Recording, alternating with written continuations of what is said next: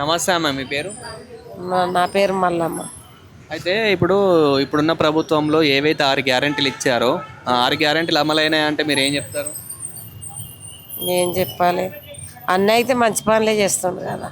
ఇప్పటికైతే ఆ, అన్నీ మంచిగానే చేస్తుండు. అంటే ఇప్పుడు 500కి సిలిండర్ అని అన్నాడు, ఉచిత బస్సు అన్నారు, 200కి యూనిట్లు బస్ అన్నారు. అయితే ఉచితమే కదా. సిలిండర్ అయితే 500 వేస్తుండో లేదో తెలియదు కానీ ఈ యాక్చువల్గా 2 గ్యాసులు తీసుకొని వెళ్తే ఇట్లా మామూలుగా మినిమం పడ్డాయి వస్తున్నాయి. మీ పింఛన్ ఎంత వస్తుంది? పింఛన్ రావట్లేదు. రావట్లేదు. మరి అన్ని మంచి పనులే చేస్తున్నారు కదా. మేము ఆయనకు చెప్పలేము కదా.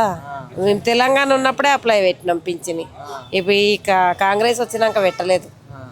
మొన్న అడిగితే చేస్తా అన్నాడు, కాగితాలు తీసుకొని రండి చేస్తానని చెప్పి మేము వెళ్ళలేదు.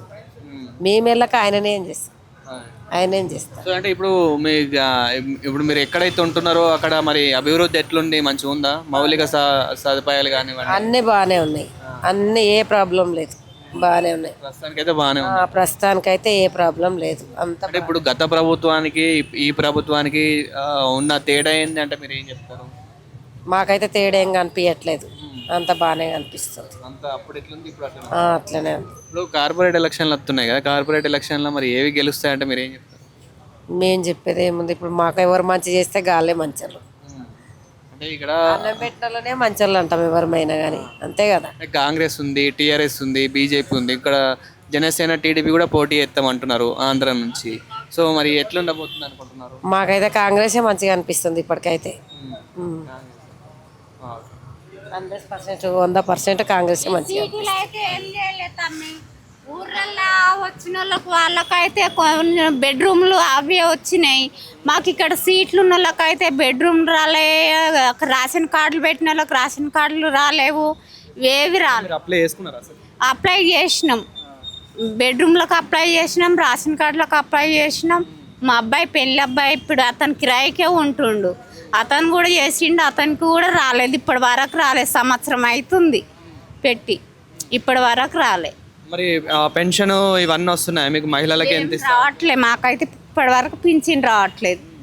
ఇచ్చినాం అక్కడ ఆడ కర్తవాద ఆఫీస్లో పోయి కూడా ఇచ్చినాం. ఆడ 2 సార్లు ఇచ్చిన, ఒకసారి కాదు 2 సార్లు ఇచ్చి వచ్చిన, రావట్లేదు. అప్పుడు గత ప్రభుత్వంలో డబుల్ బెడ్రూమ్ ఫ్లాట్లు ఉన్నప్పుడు మరి అప్పుడు మీరు అప్లై చేసుకున్నారా? ఫ్లాట్ ఉన్నప్పుడు కూడా ఏం లేదు. ఇప్పుడు ఇందిరామీన్లు అన్నాడు, ఇందిరామీన్లో అప్లై చేసుకున్నారు కానీ మీరు వస్తలేము. చేసినాము కానీ అవి రావట్లేవు. ఇప్పుడు పింఛన్ పెట్టినాము, అవి కూడా ఇవ్వట్లే, ఏమీ లేదు. ఇప్పుడు ఈ రెక్కల కష్టంకే మనం చేసిన రోజు డబ్బులు, చేయని రోజు ఉత్తది.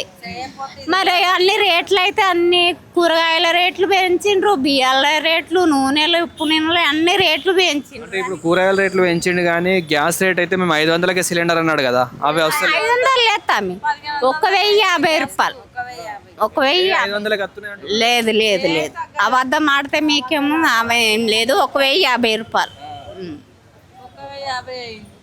1050 అయింది, ఏం తగ్గలేదు గ్యాసు. 500 అన్నాడు, 500 ఏం లేదు, 1050 రూపాయలు. మాకు పింఛన్ రాదు, నాకు మొగడు ఉన్నాడులే, వాళ్ళకి లేడు కానీ మా ఆయన ఉన్నాడులే. అవి కూడా ఇస్తలేరు కదా, ఏం లేవు అవన్నీ. ఇప్పుడు మళ్ళీ గ్యాసులు, పెద్ద గ్యాసులు కూడా ఇప్పుడు 20 లీటర్లు కూడా అవి తగ్గించి ఇప్పుడు 10 లీటర్లు ఇస్తారంట. ఆ 10 లీటర్లు కూడా మరి అవి ఎంతవరకు వస్తుందో, మరి అవి రేట్ ఎంత వేస్తారో ఏమో మరి తెలియదు.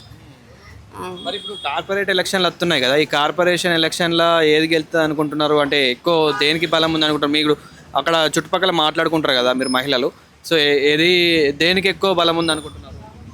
ఇంకా బలం అంటే ఇక చెప్పిన వాళ్ళు చెప్తుంటారు, ఇక అట్లనే దానికే దీనికే అని చెప్తారు. కాంగ్రెస్ అనుకుంటున్నారా, లేకపోతే ఇప్పుడు కేసీఆర్ ప్రభుత్వం అంటే కేసీఆర్ పార్టీ అనుకుంటున్నారా, టీఆర్ఎస్ లేదంటే బీజేపీ అనుకుంటున్నారా, లేదంటే ఇప్పుడు పవన్ కళ్యాణ్ గారి జనసేన పార్టీ, అదేవిధంగా చంద్రబాబు గారి టీడీపీ పార్టీ కూడా పోటీ చేస్తామంటున్నాయి కదా? కాంగ్రెస్ ఉన్నప్పుడే బాగుంది కానీ అప్పటి వరకు, ఇప్పుడైతే చాలా లాస్ వచ్చింది.